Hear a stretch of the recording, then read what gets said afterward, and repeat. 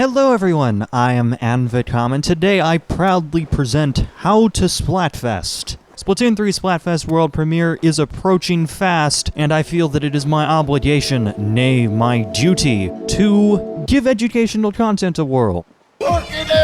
Anyway, today I will be covering what I think every new player should know going into this demo. Things like what to expect, what team is the best fit for you, and the basics of turf war. So, without further ado, let's get into the video. Oh, by the way, if you're new and just getting into Splatoon and like what you see, leave a like and get subscribed for more content like this. Let's start things off with what to expect going into a Splatfest. First things first, while Splatfests are big and awesome and the highlight of pretty much every Splatoon player's experience, it is far from the best representation of what this game's online system can offer. You will find players on terrible internet. Things will likely be a bit laggy, matchmaking queue times will likely be all over the place. This is not Splatoon at its absolute best. In this case, I would consider this demo to be more allowing for you to experience Splatoon's gameplay and then make a decision on whether or not you want to continue playing it. As the game moves forward and releases, normal play outside of Splatfest will very likely be substantially more stable and less janky. The next thing I want to talk about are the results, pretty much. While Nintendo hasn't confirmed anything in this department, they have provided themselves the tools inside the game to very easily manipulate the Splatfest's results. Some matches will just randomly be worth 10 times the normal amount of points, or 100 times the normal amount of points.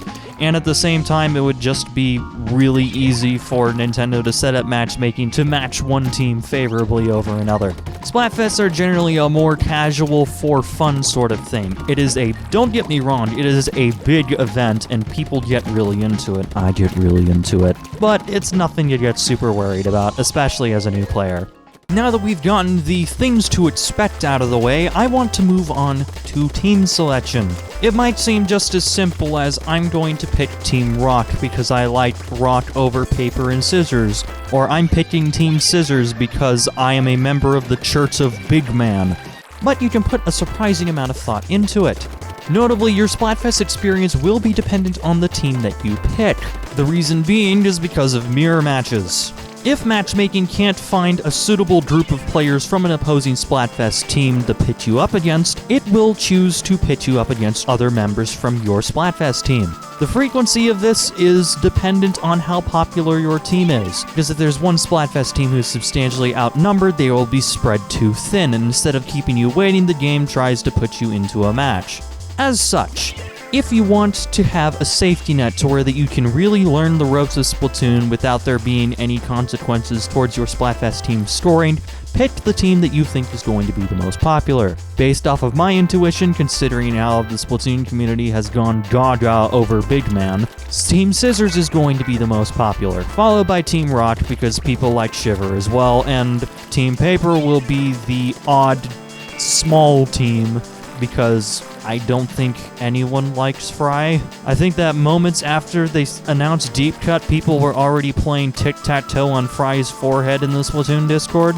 In short, if you want a more relaxed experience, pick Team Scissors or Rock. If you want a more intense experience where you are going to be pitted up against the enemy team frequently, pick Team Paper.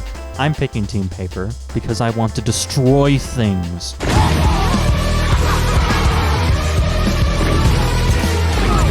Lastly, I want to talk about the basics of turf war. While turf war is a rather simple and straightforward mode, there are a lot of things about it that aren't immediately intuitive to new players. As such, I'm going to go through what I think every beginner should know about turf war, rapid fire style. First things first, painting walls does not count towards your team's overall score at the end of the match. It helps for mobility and climbing to high points of the stage where you can get a height advantage, but when it comes to painting, the ground should be your priority.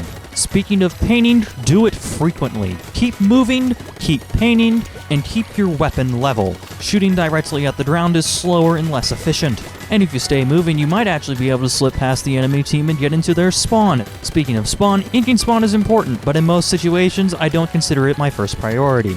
It really depends on what your teammates do. If most of your teammates start out with inking spawn, it might be worth your time to push forward a bit, making a push path, getting ink coverage towards the center of the stage. What I like to do in most situations is to ink a little bit of spawn, push forward, and ink some of the ground between spawn and the center of the stage. Once I reach the center of the stage, my special is charged and ready to go. I don't recommend inking ground perfectly either. For the most part, you can get most of a space covered with a couple of holes very quickly. Going in and finishing off getting everything perfect is substantially more time-consuming. Time that could be spent fighting the enemy team or painting other areas of the map. Additionally, I would consider the first 2 minutes and 20 seconds of every turf war match to be prep work for the final 40 seconds. The final 40 seconds is when real plays are made, the comebacks, the insane clutches, the team wipes. But that first 2 minute and 20 seconds is basically a safety net. If you want to learn how to play the game, if you want to do risky plays, that's the time to do it. Experiment. Figure out what works and what doesn't. Lastly, the map is incredibly valuable and important. It's not immediately intuitive to most players, and frankly, the map is worth an entire video of its own. But, despite being a lot to take in, there's a lot of visual information going on. You can use it to figure out where the enemy team is and even where particular players are. Different weapons leave different patterns on the map. Lastly, and certainly not least, don't forget to have fun. A Splatfest is a big fat party. Turf war. It's casual. It's meant to be a good time. And for all you new players who are jumping into this, welcome to Splatoon. Good luck, and have fun. And that's pretty much everything. If you enjoyed this video and would like to see more, I have more videos like this planned. Please leave a like, comment, get subscribed. Thank you all for watching. I am ANVECOM, and I will see you next time.